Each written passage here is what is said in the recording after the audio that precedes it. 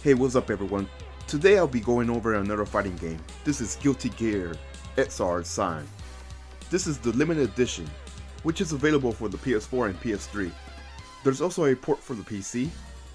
Anyways, it's been a while since I've done an unpacking, and that is what I'm going to do on this video. I'm going to do a show and tell and share my thoughts on the game. On the front we got a close-up of Soul Bad Guy. There's also a sticker stating that it's a launch bonus, which originally included a DLC character, which is ElGato. It looks like I missed out on the DLC because there's a due date, so I missed out on the DLC. The appearance of the limited edition is a book. Here's the back. I'm gonna go read what it says. The latest entry in the Guily Gear's universe is here. Fully animated story now in full gear. A revolutionary 2D 3D hybrid fighting game. A in-depth tutorial mode to get novice players up to speed. A host of new characters joins the roster. A feature-packed network mode.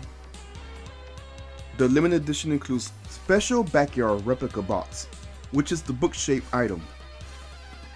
Item 2 is the Guily Gear's Codex. This is basically a art book. Item 3 is the Guily Gear's vocal collection. And item 4 is the keychain of Soul's buckle. Alright, let's take a look at the backyard book. It looks like the real book in the game. All the content is inside the backyard book. And let's take a look at all of it. As you can see, Soul's buckles is there inside as everything just fell. First thing I'll show is the Codex art book.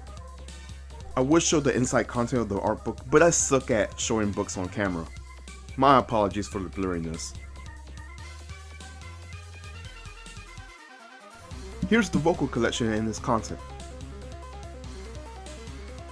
And here's the actual game. On the cover we got characters like Soul, Ramleto, Kai, Leo Whitefang, and FL, which are 2 DLC characters. There's other characters I didn't mention, but I sidetracked when I saw those 2. Sin is an unlockable character, but if you feel lazy to get him, you could also get him as a DLC character. Okay, time to check out the inside. Here's the disc, and props for giving us an instruction manual. This gaming generation has been very stingy towards manuals. I'm glad we got it on this game. It has your basic moveset and how to play.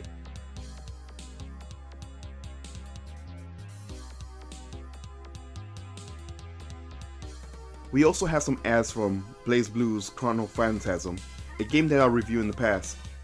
The last thing to show is the buckle keychain up close. I guess it's a cool collector's item, but nothing major for me. Okay, let's talk about the game. I love this game. This just might be the best fighting game in the PS4 library. I mean, this game is beautiful. Everything in this game is eye candy. The animation in the fights, intros, special attacks, outros, story mode, everything. If you guys remember my review on BlazBlue's Chrono Phantasm, my biggest complaint was the light novel method in story mode. I just wasn't a fan of it. And this game is similar, but at least there's animation during the dialogues between characters. I should also state that this game's language is in English and Japanese. Japanese? What does that even mean? So let's go over what's on the menu. In the battle section, we got Arcade, Versus, and MOM. Arcade and Versus is pretty much self-explained, but MOM in a way is a survival mode where you fight opponents and collect medals for customizations for your character as you play. In practice selection, we have the tutorial mode, which basically breaks down the game. Challenges is to try out specific characters, combos, and special attacks. Missions is to improve overall strategies for this fighting game. Training is self-explained. The story mode is pretty cool. It kind of suffers from the light novel method of storytelling like BlazBlue, but that's when Guily Gears has a difference as well. Aside from lots of dialogue, we have animation, something that BlazBlue didn't have in their story mode. And man, it's beautiful. There's no gameplay involved in story mode, unfortunately. You're just watching some interactions with characters. If you're using the PS4 game DVR or streaming from the PS4's Twitch app, the entire story mode will be blocked. The database stuff is to either unlock and view in your profiles. You can also customize your profile called the R code. Replay is self-explained. You watch a save match. Gallery is where you unlock the cool stuff like artwork, cutscenes, sounds like vocals and audio, and the exclusive character Sen Kisuke. He could be unlocked by either using the game's currency or paying $2.99 at the PlayStation Store, which is dumb in my opinion. Network will be your multiplayer aspect of the game. There's two modes, which is rank and player matches. And that's all the features. Now, what do I think about the game? I love it. This is how a fighting game is done. I'm looking at you, Street Fighter V. It has different modes to play.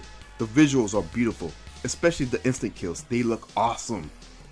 Oh yeah, I didn't go over the instant kills. These are basically your one-hit kills in Guilty Gears. To perform one, you have to awaken by pressing all 4 main attack buttons at the same time. The character will have a red aura that will drain their health. However, if you're able to perform the inputs and connect with your opponent, the round is over. The cutscenes make you feel like you're watching an anime.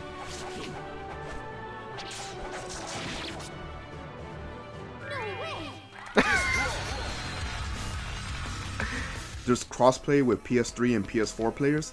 I stand firm when I say this game is the best fighting game in the PS4 library. I noticed lots of people say that the game is another BlazBlue, but the funny thing is that BlazBlues came out after Guilty Gears. Yes, I mean during the PS2, Dreamcast, and Xbox days. I still have a couple of the games. Some I still do on the Xbox Arcade. I also find it cool how the PS4 controllers lights up on specific parts of the game. This is a great feature for the PS4. Not only does it light up, but the game takes advantage of the PS4 hardware and have the announcer's voice come out the controller speaker. Duel 1. Let's rock. The game has some cool music, and I think I made it obvious that this game is flawless, right? Kind of. As much as I praise this game, there are some minor things I should bring up. Like I said before, even though I got the limited edition, I didn't get the DLC character because the redeem date is due. I also find it weird that Alpha is a DLC character even though she's on the cover of the game. Heck, one of them could be unlocked in the game or PlayStation Store. The rest is paid DLC. I also don't like that the game catchers are branded on the PS4. Like, why is it a big deal? I also felt like some characters are missing. For example, there's Johnny. We hear about him through May's dialogue in the story in arcade. Johnny, this is for you! And like I say, if you play a lot of the Guilty Gear games, you will notice the lack of certain characters. It's not a big deal, but there's some that I thought have some cool character designs. The last thing to mention is the network battle. It's pretty dead.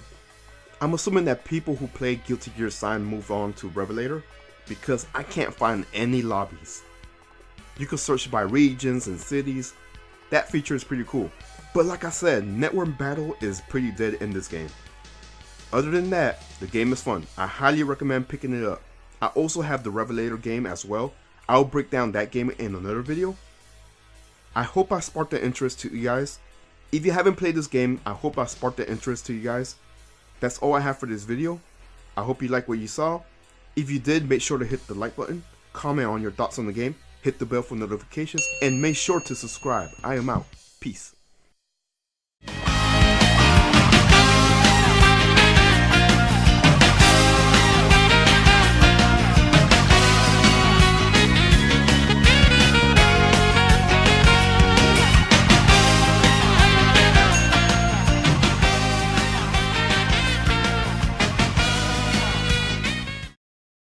あいつは本当に勘だけだが、実際頼りになりますよ。」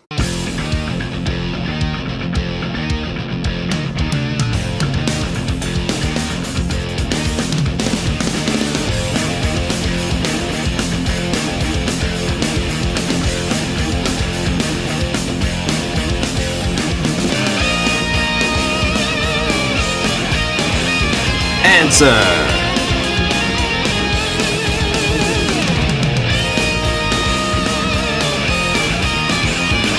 ちょっと待ちな。 Here comes a daredevil!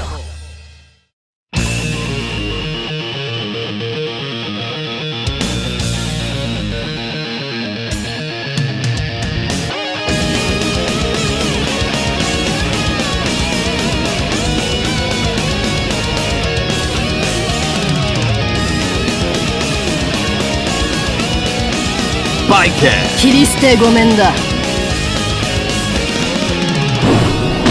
Guily Gear Xrd. Rev 2.